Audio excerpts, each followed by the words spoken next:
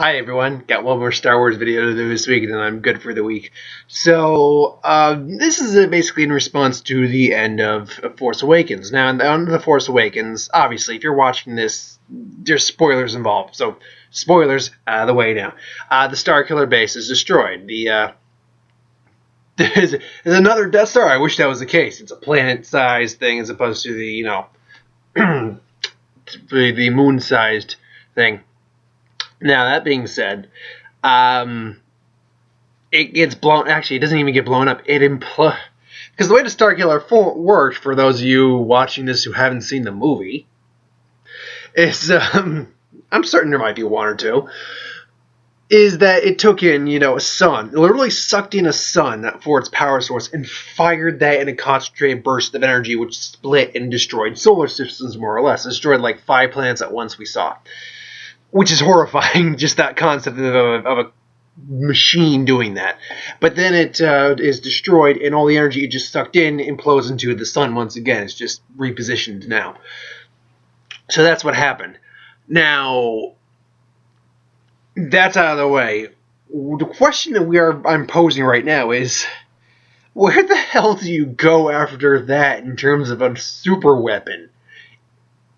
I mean, think about it. We went Death Star. Nothing in the second one. Bigger Death Star. I really doubt we're going a second StarKiller Base in the final, whatever of this trilogy, the final episode 9. I don't think we're getting StarKiller Base 2.0 in that.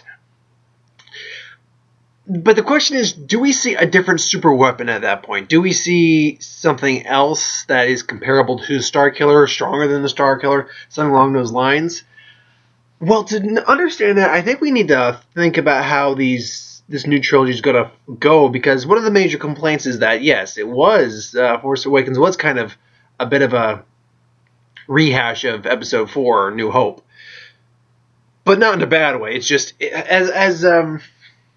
I might do a separate video on it, but just to recap, and how the Nostalgia Critic put it when he did his review, you can find it, not hard to do, is that they wanted to remind us that they knew how to do Star Wars, and what better way to do it than repeat some of the same beats. It's more than some. There are quite a few noticeable beats from previous Star Wars movies, but to make us understand that, yeah, to move ahead with new ideas that people will like, we still got to establish that we know how to do the original series.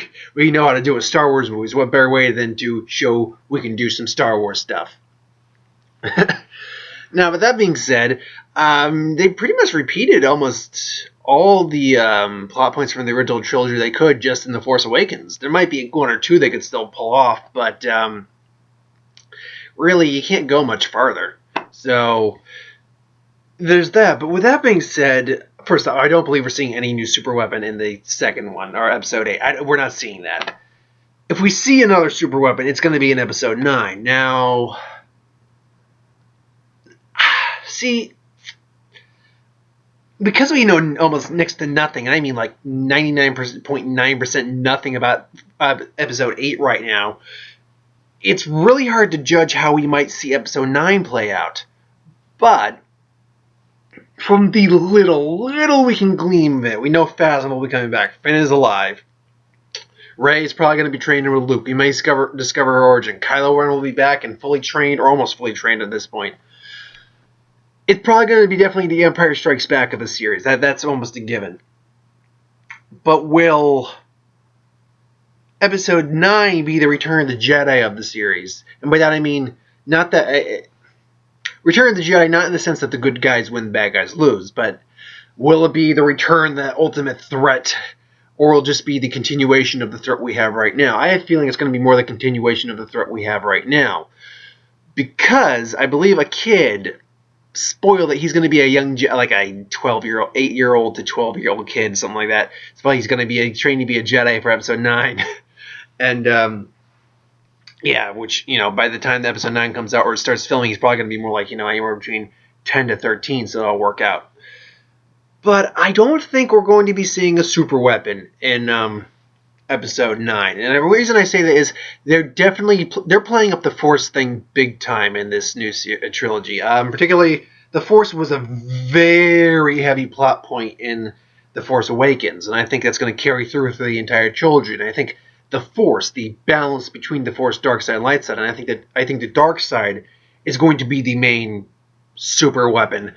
That would actually be cool to see a super weapon that is actually derived from the Force, that actually harnesses the Force and uses that as like a beam or a weapon or something like that. We got that. They're called the Sith. Yes, but you know what I mean. An artificial weapon that actually harnesses the dark side of the Force. That'd be a cool idea to see if they could explore that in a feasible way. But I think that what we're going to get actually is the dark side as the main threat this time around. Basically kind of how episode 3 actually did it. Episode 1 and the prequel trilogy, the dark side was technically not the imminent threat in the first 2. It was more the Trade Federation, but there was the reemergence of the Sith. But when you get to episode 3, I think we'll see what we're going to see for the next 2 movies are something along the lines of what episode 3 tried to do and kind of did, but done on done better, and done on a more, what's the best way to put it? Not plausible or feasible or, realistic. Done in a more comprehensive way. Where we actually find this a legitimate and plausible, like it all comes to fruition that. Okay, best way I can put it, and I'm trying not to pause. I'm trying to make sure I don't stutter over what I'm trying to say. But here's the best way to put it. Where the Jedi couldn't figure out Palpatine was going to be evil. I mean, he's Palpatine. I get it, but. Anakin kind of just flip-flopping, and the real suddenness of Palpatine, it all comes to a head real quick. That done more drawn out, where the threat that Palpatine was is already present, and it's going to be a continuous and maybe even growing presence going into the next movies, and therefore is going to be an increased danger and basically the ultimate super weapon for the dark side, the bad side, as it were. But then again, we could also always go the other theorized route. There's going to be another super weapon.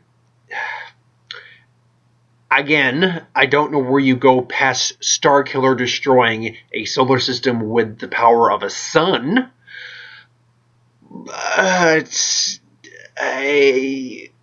You know what? No, I don't know where you go beyond that. You've gone from, I can destroy a moon, a planet, I can destroy a space station, a moon, a planet, and now multiple planets.